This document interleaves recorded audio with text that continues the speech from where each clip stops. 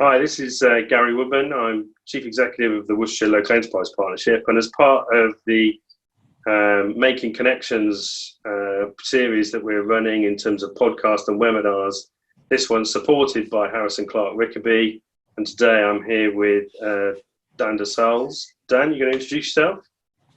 Hi there. Thanks, Gary. My name's Dan De Sualles, and I'm a commercial solicitor at Harrison Clark Rickaby's. Great stuff. And I suppose, you've been getting lots of questions from sort of clients and businesses across the, not just Worcestershire, but obviously Gloucestershire and Herefordshire. And have there been, what has sort of been the feedback been? Yeah, quite varied, as you'd probably expect, Gary. So, anything ranging from, what is force majeure, because obviously Covid-19 and force majeure seems to be two buzzwords at the moment, right through to actually, this is prompted us as a business to try and get out of our contracts, to terminate or otherwise, right to the other end of the spectrum, where actually some clients I've actually heard are making the most of opportunities brought by COVID-19. So obviously you've got those in the PPE healthcare sector being one of those examples, and also some software clients who are sort of operating behind the scenes to help these types of companies. So that's the real sort of range of questions, really.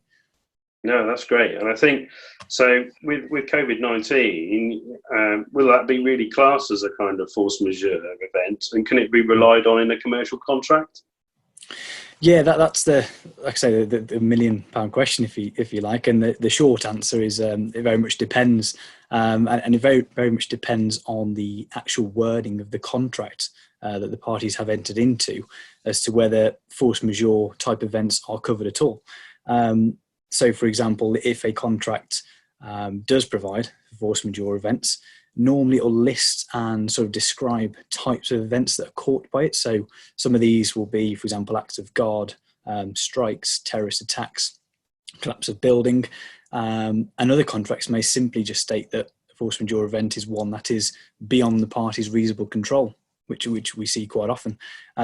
So in short, the contract will describe what that is. And if the contract kind of stays silent on those specifics of what are force majeure events, so if it just says, for example, beyond the party's reasonable control, unfortunately, businesses will face an uphill battle to actually prove that COVID-19 does fall within that definition. And it's probably unlikely that they'll be able to sort of rely on that as a force majeure event. But for example, any other side of that, well, there are options if that option seems to be closed off because this just COVID-19 was really unforeseen, and therefore any commercial contract couldn't kind of cover it. What are my other options? Yeah, well, I mean, like I say, some will be specific. So if you do have, for example, those that cover epidemics, pandemics, or government action or intervention, which is quite a kind of common one that comes, then you stand more of a chance of them being able to rely on that clause, albeit there could be some more hoops to jump through from a party's perspective in terms of do you have to notify the other party within a specific period of time, and also are there any obligations to mitigate, but sort of aside from that, if your contract is silent on force majeure generally, then there could be a fallback position, albeit again it's quite a difficult one to prove at law, which is the doctrine of frustration. So it's kind of an archaic concept, which the actual act which it's based upon goes back to the 1900s. The 1940s is the actual act itself. But frustration could happen where force majeure is silent in a contract and an event happens, such as COVID-19, which was unforeseeable at the time the contract was entered into, and it makes the contract now as it stands physically or commercially impossible to perform. So what that means is that it will transform the very nature of the contract to what the parties agreed at the outset. Now that sounds good and well, and obviously listening to this, parties might feel, or businesses might feel that I can go for frustration, but there are, as the law is unfortunately, some caveats to that, and there are quite certain strict criteria to be met under the Act, and obviously I won't go into those in detail for the purposes of this discussion, but just to highlight the kind of court's approach on this, because ultimately if a party is claiming force majeure or frustration, then obviously the end goal is that you would probably have to go to court to prove that, and obviously you've got the likely time time-consuming events from that, and also the cost. But what's important here with frustration especially is that courts traditionally have been very sort of cautious in applying frustration. So the reason for that is that, as most commercial contracts, the courts do not like to get involved and to kind of interrupt what the commercial parties have negotiated and agreed at the start of a contract. So they very much take a backseat approach unless, you know, there's a fundamental point of law or erroneous error to sort of rectify.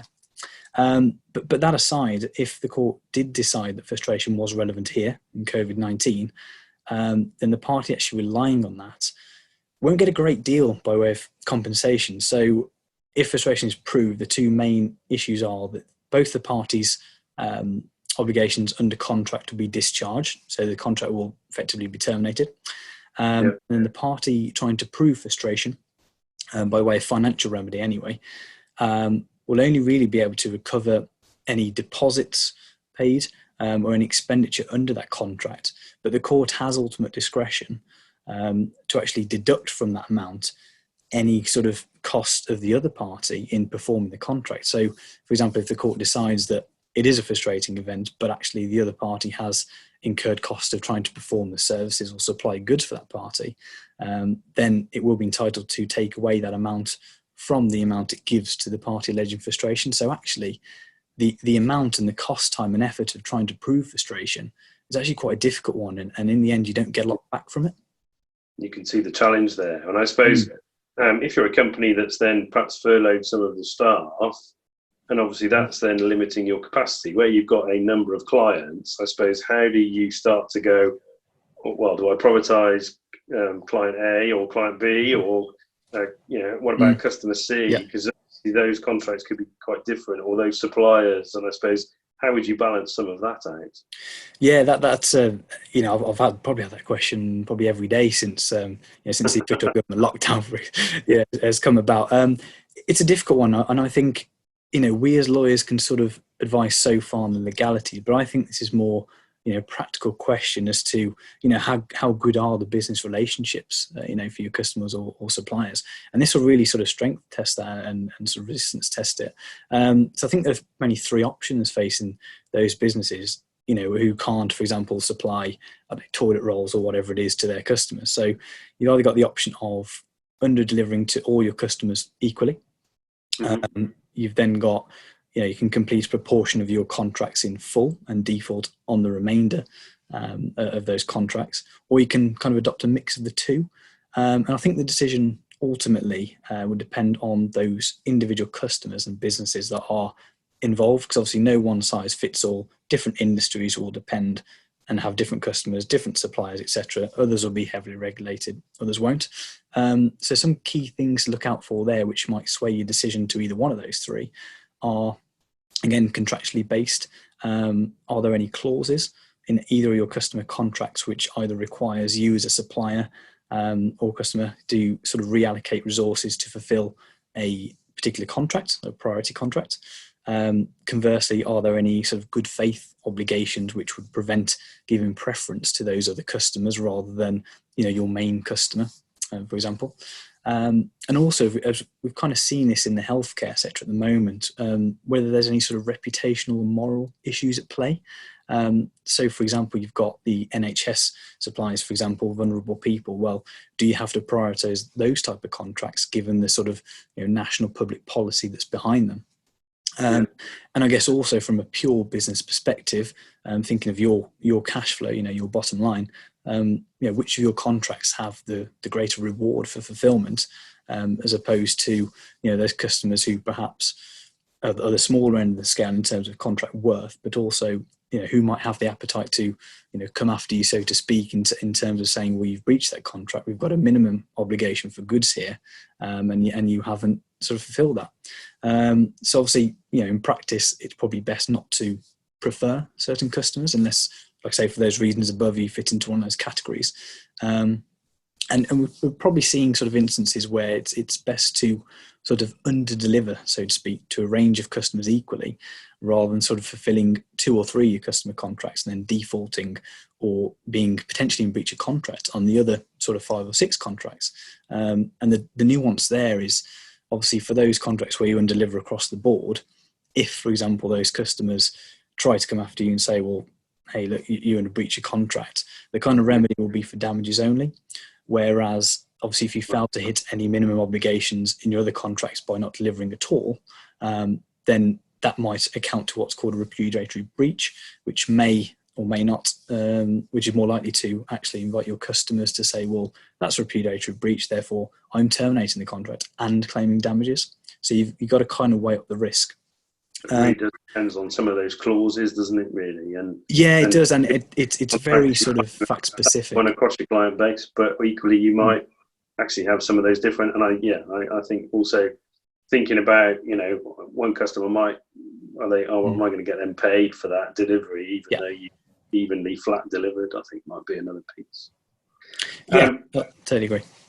Okay, that's really good. I think there's some real practical tips in there. But what other things do you think that I should be considering with my commercial contracts at this time?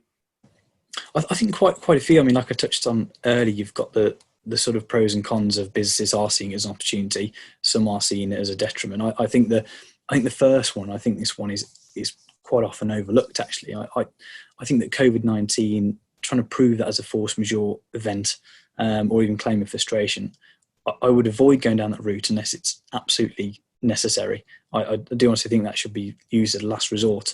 And as I've mentioned before, the reasons are because there's so many hurdles to actually jump through. And, trying to prove force majeure or frustration, eventually it probably will have to go all the way to the courts. So obviously you've got the cost consequences of that. It's going to be time consuming. And, unfortunately, given the expected economic downturn, there's no actual guarantee that the other party that you're trying to claim against will actually perhaps be solvent by the time that proceedings are concluded. And I think that's a real sort of commercial issue to think about. Unfortunately, we are in desperate times, and I think that sometimes that can force businesses into making decisions that they probably wouldn't have thought of or wouldn't have made in any other situation. Yeah. I've seen businesses out there actively and aggressively trying to use COVID-19 as an excuse to get out of paying for contracts or supplying under contracts. So that would probably be my sort of main point.